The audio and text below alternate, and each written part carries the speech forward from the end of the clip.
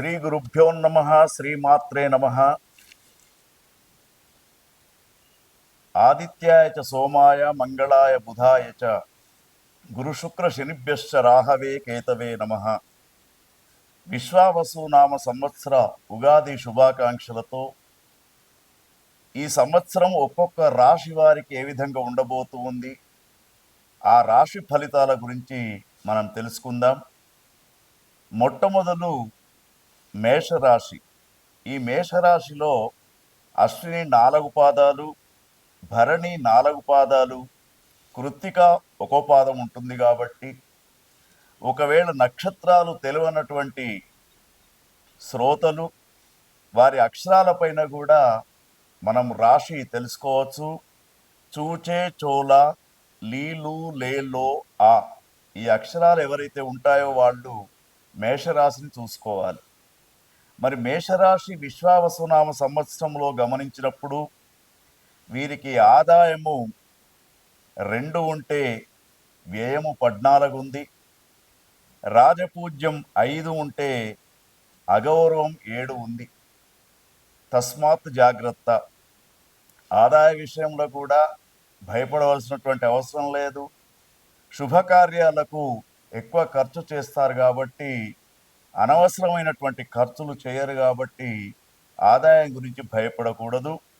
తర్వాత సంఘంలో 5గురు మీ ద్వారా అంటే మిమ్మల్ని మెచ్చుకుంటే 7గురు విమర్శిస్తూ ఉంటారు. కాబట్టి మాటలు మాట్లాడేటప్పుడు చాలా జాగ్రత్తగా మేషరాశి వారు ఈ విశ్వావసునామ సంవత్సరంలో ఉండాలి. తర్వాత గురువు స్థానాన్ని గమనించినప్పుడు మనకు ముఖ్యంగా ఒక రాశిలో గురువు, శని, రాహు, కేతువులు వీటి ఆధారంగానే మనకి సంవత్సరం యొక్క ఫలితం అనేది కనబడుతూ ఉంది. గురు స్థానము మే 13 దాకా 2వ స్థానంలో ఉంది. తర్వాత 14 మే నుండి మళ్ళా 3వ స్థానానికి వెళ్తూ ఉంది. తర్వాత 19 అక్టోబర్ నుండి డిసెంబర్ 4 వరకు 4వ స్థానంకు వెళ్తూ ఉంది. కాబట్టి ఇక్కడ కొంత గురుస్థానాన్ని గమనించినప్పుడు మే 13 దాకా దాదాపు అన్ని పనులలో విజయాలను పొందుతూ ఉంటారు. ఎక్కడ కూడా కొత్త వ్యాపారం ప్రారంభించినా లేదా విద్యార్థులకు విదేశీ అవకాశాలు కానివ్వండి, విద్యా అవకాశాలు కానివ్వండి మెండుగా కనబడుతూ ఉన్నాయి.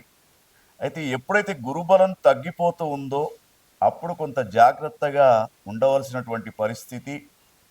మే 13 ద్వితీయ స్థానంలో గురువు ఉన్నాడు కాబట్టి అప్పుడు చాలా బాగానే ఉంటుంది. కానీ తదనంతరం మేషరాశి వారికి కొంత గురుబలం తగ్గుతుంది. కాబట్టి వ్యాపార సంబంధమైనటువంటి విషయాల్లో ఒడిదొడుకులు కనబడుతూ ఉన్నాయి. మరి శనిని గమనించినప్పుడు 30 మార్చి నుంచి ఏప్రిల్ 17 వరకు, తర్వాత అక్టోబర్ 11 నుండి జనవరి 10 వరకు 11వ స్థానంలో శని ఉన్నాడు. కాబట్టి 11వ స్థానం చాలా అనుకూలంగా ఉంటుంది. మరి శని బాగా ఉన్నప్పుడు ఆరోగ్య పరిస్థితులు కానివ్వండి, శత్రువులను జయించే అవకాశాలు కానివ్వండి ఇవి ఎక్కువగా ఉంటాయి. తదనంతరం గమనించినప్పుడు మనకు ఏప్రిల్ 18 నుండి అక్టోబర్ 10వ తేదీ దాకా మాత్రం కొంత జాగ్రత్తగా ఉండాలి. ఎందుకంటే అప్పుడే ఆ శని భగవాన్ యొక్క చూపు అనేది ఈ రాశి పైన పడుతూ ఉన్నది. కాబట్టి 12వ స్థానంలోకి శని ప్రవేశిస్తున్నాడు. కాబట్టి కొన్ని రకాల ప్రమాదాలకు గురయ్యే అవకాశం ఉంటూ ఉంటుంది. కాబట్టి ఆ సమయంలో కొంత జాగ్రత్తను వహిస్తే సరిపోతూ ఉంటుంది. తర్వాత రాహుగ్రహాన్ని గమనించినప్పుడు మార్చి 30 నుండి రాహుగ్రహం ఏప్రిల్ మే 16 దాకా 12వ స్థానంలో ఉన్నాడు. తర్వాత 17 మే నుండి సంవత్సరం మొత్తం కూడా 11వ స్థానంలో ఉన్నాడు. కాబట్టి రాహుగ్రహం యొక్క అనుకూలత ఎక్కువగా ఉంది. అంటే ముఖ్యంగా రాహుగ్రహం అనుకూలంగా ఉన్నప్పుడు నరదృష్టి దోషము నివారణ కావడము, తర్వాత విశేషంగా రాజకీయ నాయకులకు విశేషమైనటువంటి ఆదరణ, గౌరవం లభించడము జరుగుతూ ఉంటుంది. తర్వాత కేతుగ్రహాన్ని గమనించినప్పుడు కేతుగ్రహం మార్చి 30 నుండి మే 16 దాకా 6వ స్థానంలో ఉంది కేతువు.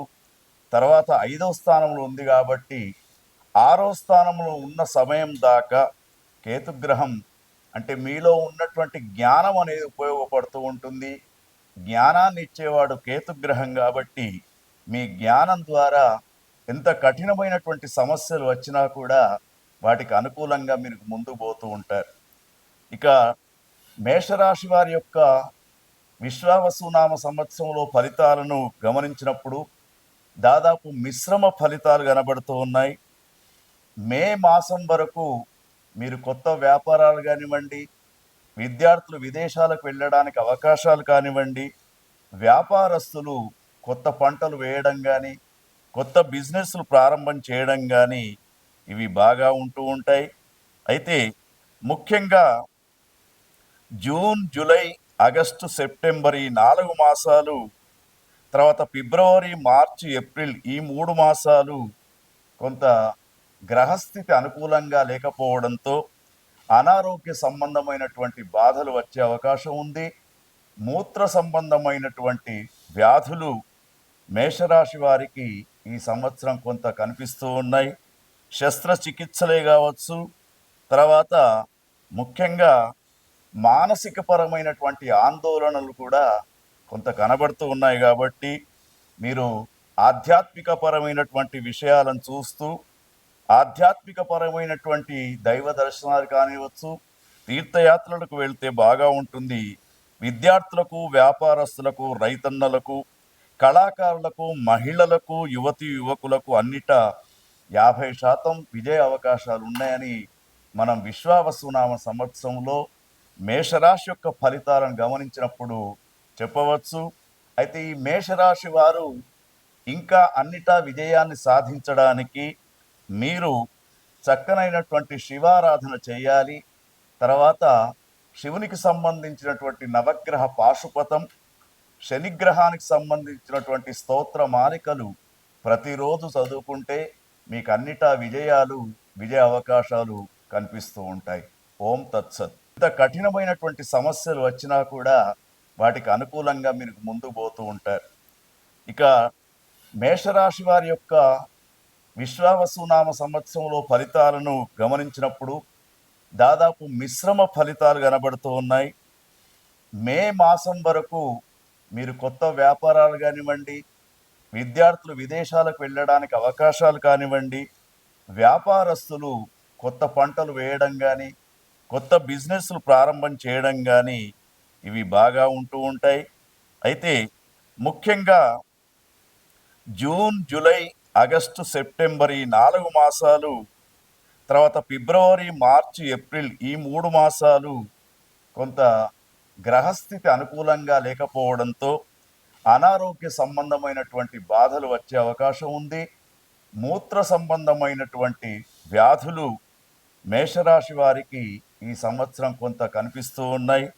శస్త్రచికిత్సలే కావచ్చు, తర్వాత ముఖ్యంగా మానసిక పరమైనటువంటి ఆందోళనలు కూడా కొంత కనబడుతూ ఉన్నాయి. కాబట్టి మీరు ఆధ్యాత్మిక పరమైనటువంటి విషయాలను చూస్తూ ఆధ్యాత్మిక పరమైనటువంటి దైవ దర్శనాలు కానివచ్చు, తీర్థయాత్రలకు వెళ్తే బాగా ఉంటుంది.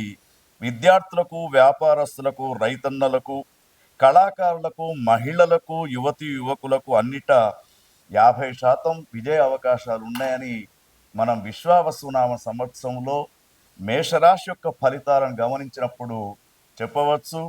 అయితే ఈ మేషరాశి వారు ఇంకా అన్నిటా విజయాన్ని సాధించడానికి మీరు చక్కనైనటువంటి శివారాధన చేయాలి. తర్వాత శివునికి సంబంధించినటువంటి నవగ్రహ పాశుపతం, శనిగ్రహానికి సంబంధించినటువంటి స్తోత్ర మాలికలు ప్రతిరోజు చదువుకుంటే మీకు అన్నిటా విజయాలు, విజయ అవకాశాలు కనిపిస్తూ ఉంటాయి. ఓం తత్సత్.